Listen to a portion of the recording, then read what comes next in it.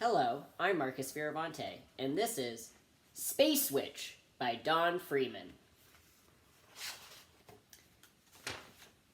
Space Witch, Don Freeman, Puffin Books, 1959. Late one autumn afternoon, Tilly Ipswich, Queen of Halloween, came flying home on her broomstick, carrying a book called What Every Space Traveler Ought to Know. She had bought it at the planetarium, where she had been studying the stars.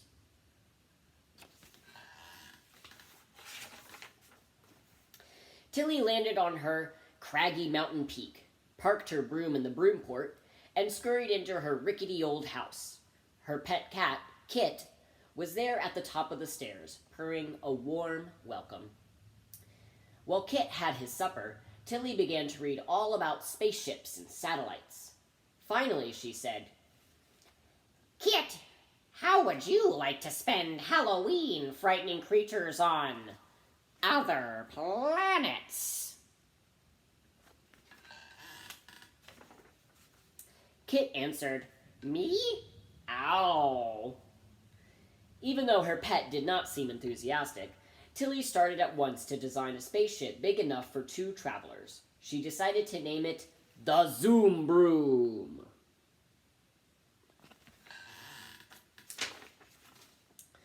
To build the Zoom Broom, she would need material much stronger than metal and much lighter.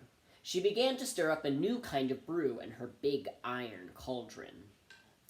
Into the boiling pot, she threw some copper coils, a pair of suspenders, a wad of tinfoil, 3 pounds of beeswax, 6 containers of silly putty, and for good luck, she added 1 ladybug wing.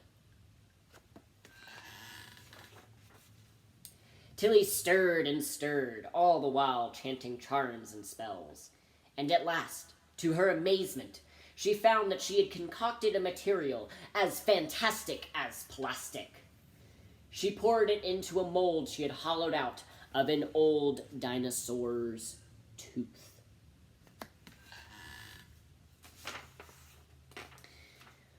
When she had made all the parts for the Zoom Broom, she glued them together with extra strong, fast-hardening glue. Then she propped up her spaceship into launching position and filled the tank with enough jet black magic to send them to the moon and even higher.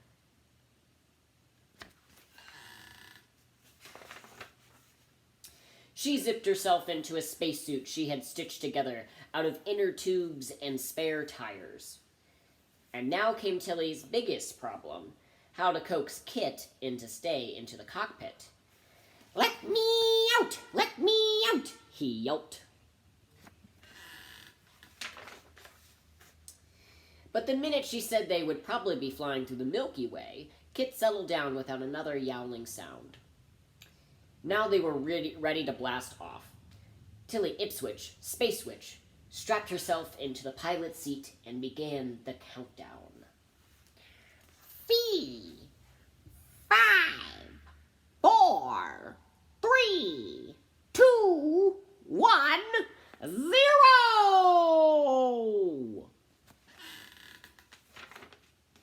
Up whooshed the Zoom Broom, high into the sky. Hour after hour, Tilly and Kit swerved and curved, sailing farther and farther away from the Earth.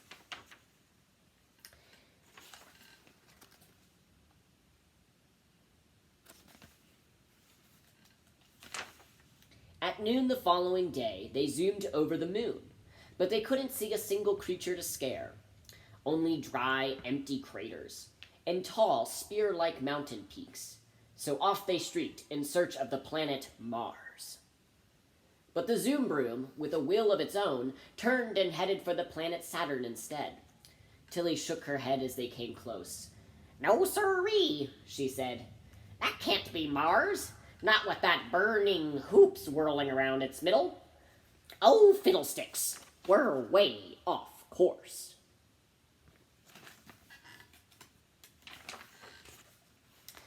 On and on they cruised, looking for a place to come down. But they couldn't land even on Jupiter because of the mist. Tilly was disgusted. Fee, fi, fo, hum. All is flying around and we haven't found a single creature to scare. Kit didn't make a sound. All he wanted was to find solid ground and something to drink. Suddenly Tilly shouted, Look up there, the Milky Way, straight ahead. but not a single drop of milk did they see in all that field of twinkling stars.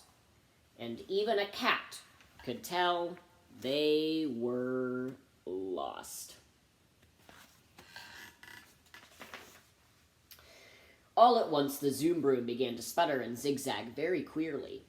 Toads and adders, Tilly wailed. We're running out of jet black magic. They were streaking wildly toward a spinning planet when zoing, the spaceship slipped down between two sharp mountain peaks and screeched to a stop.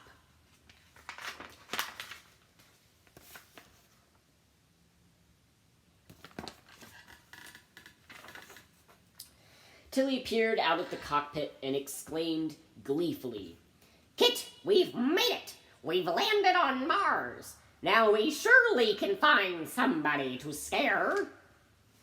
They scrambled out into the eerie moonlight, and as Tilly started to climb down the steep cliff, she caught sight of a swarm of tiny lights bobbing around on the level ground below. Outlandish-looking creatures with large heads and very small feet could be seen trotting back and forth and making weird horn-like sounds.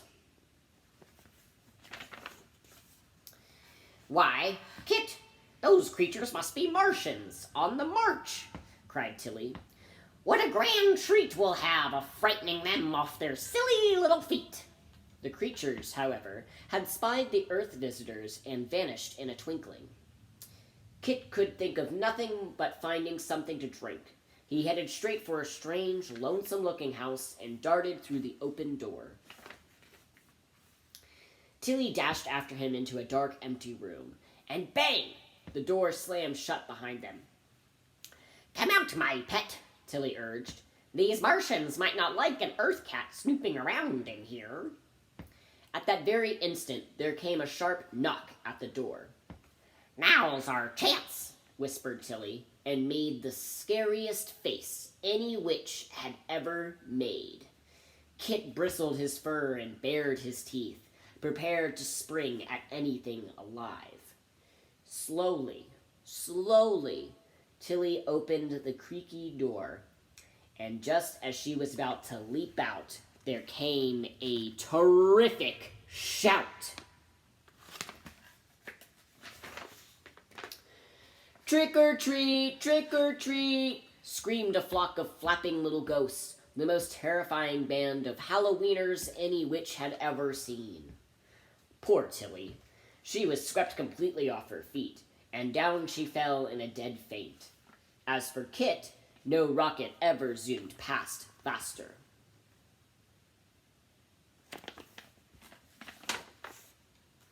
The playful children gathered around Tilly, thinking she was somebody dressed up like a silly old witch.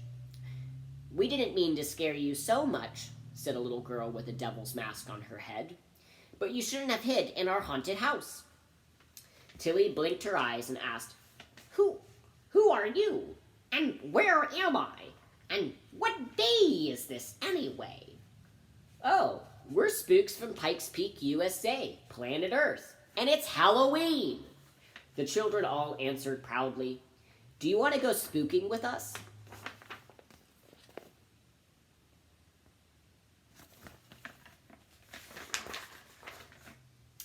"What did you say? It's still Halloween?" screamed Tilly. Up she jumped and whistled for Kit. "Children, it's time my cat and I were on our way.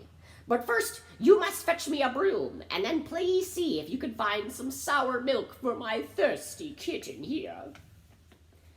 2 girls dressed as ghosts ran and fetched a battered old broom, while a boy dressed as a man from Mars trotted off and found some cream that had just begun to curdle. Kit had never tasted anything quite so delicious.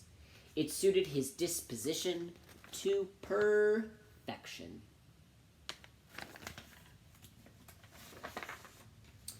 The minute Tilly had the broom in her hand, she felt like her old self again. She couldn't wait a second longer, and leaping astride the stick, She mumbled some mystic words. Mumbo jumbo, gloom and doom, abracadabra, whisk broom ba! And off she floated. As the children watched her glide gracefully up into the sky above their heads, they called, "You forgot your cat!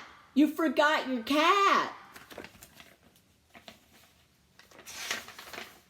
Down Tilly swooped, and as Kit leaped aboard, she waved back and said, Don't worry, I wouldn't forget my pet for worlds. But thank you, Spooks, just the same.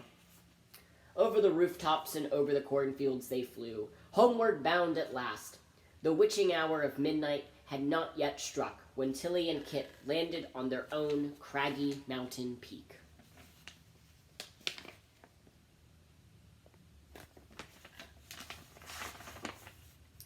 As soon as she had parked the broom in the broom port, Tilly hurried indoors, slipped out of her spacesuit, and into a comfortable old calico kimono. Then she lighted a fire in the fireplace and sat down to popcorn. Somehow, I don't feel quite up to flying around frightening children anymore tonight, said Tilly Ipswich as she yawned a deep yawn. How about you, Kit? But Kit was already curled up in his basket, purring happily in his sleep. There's no space like home.